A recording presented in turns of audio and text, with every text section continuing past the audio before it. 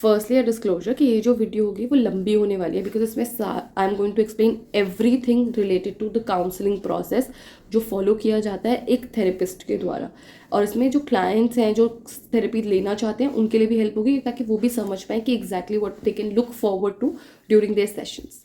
Hi everyone, welcome to my channel psychologist Kusum. इस video में आपको बताऊंगी पूरी डिटेल में कि काउंसलिंग प्रोसेस होता क्या है। When you go to a counsellor, जब आप काउंसलर के पास जाते हो या थेरेपिस्ट के पास जाते हो, तो क्या आप एक्सपेक्ट कर सकते हो एज अ थेरेपिस्ट, आप क्या कर सकते हो, ताकि ये जो वीडियो वो दोनों पर्सपेक्टिव से होगी, क्लाइंट के पर्सपेक्टिव से भी, एज अ थेरेपिस्ट के पर्सपेक्टिव से भी होगी। I am a counselling psychologist, so that's what I do and that's the experience जो मैं आपके साथ शेयर करूंगी। मैं कोशिश करूंगी ये हिंदी और इंग्लिश दोनों मिक्स में समझा पाऊँ, ताकि जो भी ऑडियंस है सबको समझ आ पाए। So let's begin. Counselling process जो है उस सबसे पहले शुरू होती है इंपॉर्टेंट समझने से। वो है कि हमें मेंटल हेल्थ को एक प्रायोरिटी पे लेना। जैसे आपको चोट लग जाती है, राइट, आपको फ्रैक्चर हो जाता है तो आप जाते हो हॉस्पिटल्स में, जाते हो, चोट लग गई है तो उस पर फ्रैक्चर करवाते हो, पट्टी करवाते हो, किसी तरीके से उसे ठीक करने की कोशिश करते हो। क्योंकि हमें धीरे धीरे समझ आ गया है कि अगर हम चोट को खुला छोड़ देंगे तो क्या होगा, वो और बेकार होती जाएगी, ख़राब हो जाएगी। काफ़ी बार केसेस ज़्यादा बढ़ जाते हैं तो उसमें हमें हाथ पैर काटने भी पड़ जाते हैं, जिसकी वजह से तकलीफ और बढ़ती है, आप उस चीज़ को यूज़ नहीं कर सकते।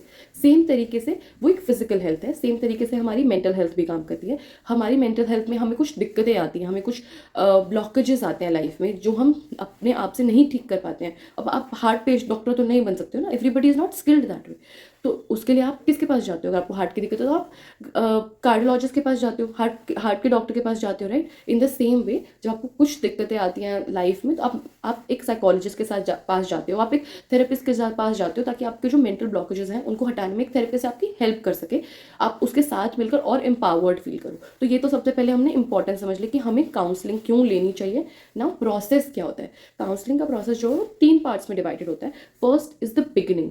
एज अ काउंसलर सबसे पहले आपको एज अ क्लाइंट रीच करना है, आपको अपना थेरेपिस्ट आइडेंटिफाई करना है कि ठीक है यार, मुझे इससे थेरेपी लेनी है, मुझे इससे शायद ये मुझे समझ सकते हैं, तो मुझे इनसे रीच आउट करके हेल्प लेनी है in terms of resolving my situation that I am stuck at. Every situation that you are stuck at is something similar जो किसी और की ज़िंदगी में भी हुआ होगा। हमें लगता है उस टाइम पे कि नहीं यार, मेरी ज़िंदगी में जितनी तकलीफ है वो तो किसी की ज़िंदगी में नहीं है, पर ऐसा नहीं होता है। काफ़ी चीज़ें होती हैं जो एक पैटर्न्स होते हैं, ह्यूमन बिहेवियर के पैटर्न्स होते हैं, वो हमें सिखाए जाते हैं, तो हम उन्हें अच्छे से आइडेंटिफाई कर सकते हैं कि आप मिडिल एज में हो तो आपकी लाइफ में ये चीज़ें होना शायद एक एक्सपेक्टेड है। जैसे एक छोटा बच्चा, उसको चलने में तकलीफ होती है तो उसको धीरे धीरे करके स्टेप बाय स्टेप सिखाया जाता है कि okay, how you can learn to walk. In the similar way therapy we do the same thing. हम ग्रेजुअली आपको सिखाते हैं कि आप अपनी प्रॉब्लम को कैसे रिजॉल्व कर सकते हैं। आप खुद एक्चुअली आपको एम्पावर करते हैं कि आप उनके लिए क्या एक्शंस ले सके, आइडेंटिफाई कर सके कि कौन से एक्शंस आपके लिए बेस्ट होंगे। तो दैट इज़ वन थिंग। तो फर्स्ट चीज़ जो करनी है आपको काउंसलिंग प्रोसेस समझने के लिए is reaching out to the client. आपको फ़ोन उठाना है, ईमेल करना है, मैसेज करना है, डीएम करना है, कुछ भी करके आपको therapist, reaching out the therapist, आपको थेरेपिस्ट को रीच आउट करना है। Second, how does therapy actually works, जो काउंसलिंग प्रोसेस है वो कैसे वर्क करता है। First cheese is the beginning, जहाँ पे आप एज अ थेरेपिस्ट, कोई मेरे सामने क्लाइंट आता है तो जो हमारा जो टेन्योर होता है 45 मिनट्स टू 1 आवर होता है। यूजली 45 मिनट्स में हम सेशन एंड कर देते हैं। उस 45 मिनट्स को हमने डिवाइड कैसे किया हुआ है? सो इनिशियल जो टाइम है, बिगनिंग टाइम है, उसमें हम यूजली उनको as a counsellor I will be silent, मैं शांत रहूँगी, मैं सुनूंगी उनकी बात, मैं उनको रिफ्लेक्ट करने दूंगी जो भी उनके आइडियाज़ है, जो भी वो बोलना चाहते हैं, जिसके लिए वो जो वो फील कर रहे हैं। So it's their catharsis for that particular session. Catharsis बोलते हैं कि जहाँ पे उनको बोलना है कि ये मुझे ये हो रहा है, what ever issues that the client is going through, उसको मैं साइलेंसेस से सिर्फ सुनूंगी। मैं बीच में थोड़ा बहुत पैराफ्रेज करके उसको बोलूँगी कि जैसा कि क्लाइंट ने बोला कि मेरा ब्रेकअप हो गया है, या फिर और मेरी जॉब भी चली गई है, और etcetera etcetera so there lot of things. तो मैं उसको पैराफ्रेज करके समझूंगी कि आर यू फीलिंग कि बिकॉज आपका ब्रेकअप हो गया इस वजह से आपकी जॉब चली गई, और इज देयर एनीथिंग एल्स, और ऑल दीज थिंग्स। तो जो भी क्लाइंट बोल रहा है एग्जैक्ट चीज़ को आपको पैराफ्रेज करनी है। पैराफ्रेज का मतलब होता है अपनी लैंग्वेज, जो आपने उस चीज़ को समझा है उसको बताना है कि क्या आप ये कहना चाहते थे, ताकि उसको समझ आए कि आपने सही समझा है या आपने कुछ गलत समझ लिया है। आप वो कहना कुछ और चाहते हैं वो, और आपने, क्योंकि काफ़ी बार क्लाइंट के बहुत लोगों के बारे में बात करते हैं कि यार मेरा एक्स ऐसा था, वैसा था, ये था, वो था, और हम उस एज अ थेरेपिस्ट हम उसको अलग तरीके से इंटरप्रेट करते हैं। So do you want to say that your ex was a toxic person? तो थेरेपिस्ट क्लाइंट बोलते हैं कि नहीं मैम, मैं ये नहीं कहना चाहती कि वो टॉक्सिक था, बट वो ना ये चीज़ गलत करता था। सो यहाँ पे हम समझ सकते हैं कि client is not feeling that way, but it is just our understanding that we consider this particular behavior to be toxic, but the client के हिसाब से वो behavior toxic नहीं है. So बहुत सारी ऐसे चीज़ें हो सकती हैं जो पैराफ्रेजिंग के टाइम पे क्लियर हो सकती है. देन फोकस करना कि okay these are the things that you want to focus on, that is called the beginning phase. Then comes the understanding phase, जहाँ पे थेरेपिस्ट अब आपको अंडरस्टैंड करता है, वो बताता है कि आपकी इमीडिएट फीलिंग क्या है, what do you exactly feel right now. उसके बाद काफ़ी बार जो थेरेपिस्ट है वो सेल्फ डिस्क्लोजर्स भी करता है इस इमीडिएट फेज में, जो उन्होंने पहले शेयर किया होता है उसके बेसिस पे यहाँ पे वो थोड़ा सेल्फ डिस्क्लोजर भी करता है.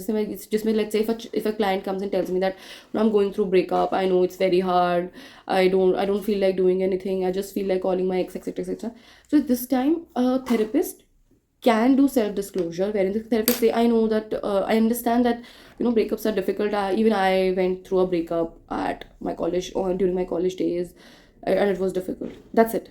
You don't have to go so much into the self-disclosure part, because these 45 minutes जो आपका है या 1 घंटा है वो client का है. It's her or his time to talk and convey the things. ये आपका storytelling का session नहीं है. So that is one thing that you can focus on.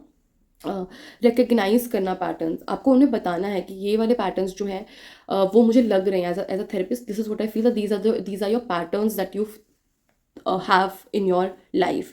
उसके साथ साथ आप ये भी इस टाइम पे करोगे कि आप थीम्स आइडेंटिफाई करोगे कि ठीक है ये हमारी थीम्स हैं. तो मे बी आपको लग रहा है कि उसको अबैंडनमेंट इशू है क्लाइंट को, या फिर लो सेल्फ एस्टीम है,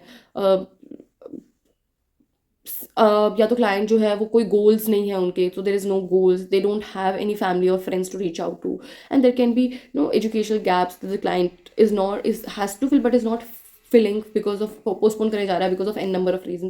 तो ये थीम्स आइडेंटिफाई करनी है ताकि आप उन क्लाइंट को कन्वे कर सको कि these are the themes that I feel are there around the issues that you have mentioned in the beginning of the session. उसके बाद आएगा एक्शन पार्ट. अब हम ये तो नहीं कर सकते ना, एक्शन भी तो आपको ही बताना पड़ेगा एज अ थेरेपिस्ट. तो हम ये नहीं कर सकते कि सिर्फ अंडरस्टैंडिंग में हम रुक गए, बट आपको बताना है कि कैसे अंडरस्टैंड कर लिया है हमने प्रॉब्लम को. पहले हमने बिगिनिंग में समझा, क्लाइंट हमें समझाया, उसके बाद हमने अंडरस्टैंड किया, उसके बाद हमें एक्शन पे जाना है. एक्शन में हमें सब चीज़ समराइज़ करनी है कि ये आपने इशू बताया, ये थीम मैंने आइडेंटिफाई करी, now is this what you also feel. Then we come to the evaluation part. So according to the themes that you have identified, you can do evaluations, you can have worksheets, you can have more of assessments and everything according to the themes जो आपने identify करी है. उसके बाद आता है solutions. तो solutions as a therapist and as a client आप मिलकर आते हो. Usually आपको क्लाइंट से पूछना होता है कि व्हाट डू यू थिंक, इसके लिए क्या, या मैंने आपको थीम्स आइडेंटिफाई करवा दी. Now what can be the solution to it. आपको क्या लगता है अगर आपका you are going through a breakup right now and you feel that your work is suffering as well, so what is how you can make a balance of it, कैसे आप उस balance को ला सकते हो. तो ये आपको क्लाइंट से पूछना है पहले, so that the client can come up with answer, because in the end client ही तो अपनी ज़िंदगी जी रहा है ना. आप तो उसे बोल दोगे कि ठीक है तुम इतने बजे काम पे चले जाओ और इस टाइम पे आपको काम के अलावा कुछ नहीं सोचना है, बट जो थॉट्स आ रहे हैं वो तो क्लाइंट के पास आ ही रहे हैं, राइट. जो गोल्स एंड ऑब्जेक्टिव्स हैं क्लाइंट के वो डिफरेंट है in comparison to what you have an understanding of, what you want to have an understanding of the client. तो इसके लिए ज़्यादातर कोशिश करो कि जितना भी गोल सेटिंग्स हैं जो आप अचीव करना चाहते हो ड्यूरिंग द कमिंग सेशंस, वो आप क्लाइंट को बोलो कि ठीक है let's come together and let's come and make some goals for the upcoming sessions that we are going to have. Yeah, that's what you can do.